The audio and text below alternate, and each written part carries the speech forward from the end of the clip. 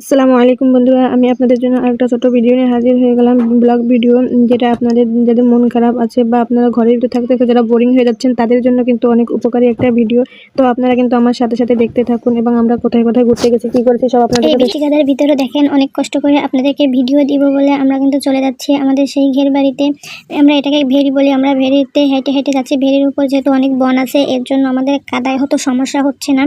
আর দেখেন ওই যে ওইটা হচ্ছে আমাদের ঘেরের বাড়ি, যেটা অনেক অবস্থা খারাপ হয়ে গেছে।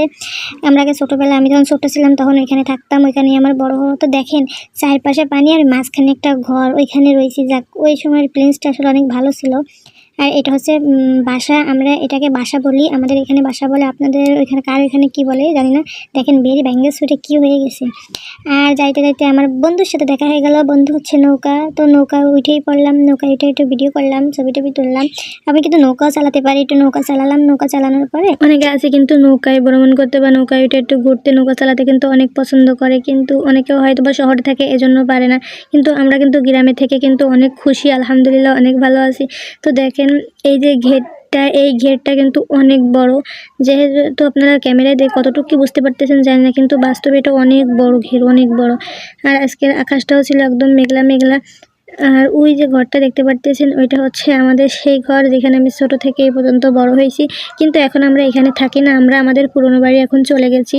তো এখানে নারকেল গাছ আছে, ওই যে নারকেল গাছ দেখতে পারতেছেন। আমরা এখন ওই বাড়ি যে ওইখানে নারকেল খাবো। তো চলে আসলাম হাঁটতে হাঁটতে আপনার বাড়ি। এখন আসার পরে দেখেন এই ফাঁকা বিলের ভিতর বৃষ্টি, অনেক পরিমাণ বৃষ্টি হচ্ছে। দেখেন কেমন দেখা যাচ্ছে, পুরো মনে হচ্ছে কত বড় সাগরের ভিতর। এত বড় ঘেরের ভিতর বৃষ্টি পড়তেছে, আর বাতাস, প্রচুর পরিমাণ বাতাস। এই যে বৃষ্টি হচ্ছে, অনেক পরিমাণ বৃষ্টি হচ্ছে। আর এত বাতাসের কারণে মনে হচ্ছে আমার ফোনটারে একদম এরা উড়িয়ে নিয়ে যাবে বাতাসে। যাই হোক, ফোনটা শক্তপোক্ত করে ধরে রাখলাম। রাখার পরে এখন হচ্ছে আমাদের এখানে একটা ছোট একটা পুকুর ছিল, এখনও পানি অনেক চাপ, এর জন্য বুড়ে গেছে। সেইখানে অনেক পাঙাশ মাছ ছাড়িছে, সেখানে আমি খাবার দেওয়ার জন্য নিয়ে যাচ্ছি। মাছের খাবার দিব এবং আপনারা দেখেন মাছে খাবার খাচ্ছে। তো তার সামনে আর একটা ইন্টারেস্টিং জিনিস আসছে, ভিডিওটা দেখতে থাকেন তাহলেই বুঝতে পারবেন। মাছের খাবার দিছি, খাবার এখানে কিন্তু অনেক মাছ, হাজার হাজার মাছ আছে, কিন্তু সেই মাছগুলো ওই সাইডে আপনারা দেখলে বুঝতে পারবেন যে বুড়ে গেছে, এর জন্য কিন্তু মাছ বাহিরে চলে গেছে।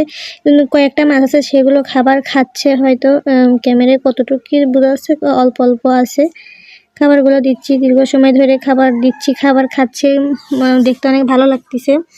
আমার প্রায় যাওয়া হয় ওইখানে মুরগির বাচ্চা আছে, ওদেরকে একটু খাবার দিয়ে আসি, মাছের খাবার দিয়ে আসি। ওয়েদারটা যদিও একটু মেঘলা মেঘলা ছিল, কিন্তু তারপরেও কিন্তু ভালোই লাগছিল। বৃষ্টি হয়ে গেছে, বৃষ্টির পরে মাছের খাবার দিচ্ছি, মাছে খাবার খাচ্ছে। এরপর দেখেন একটা ইন্টারেস্টিং জিনিস দেখাবো। এমন একজন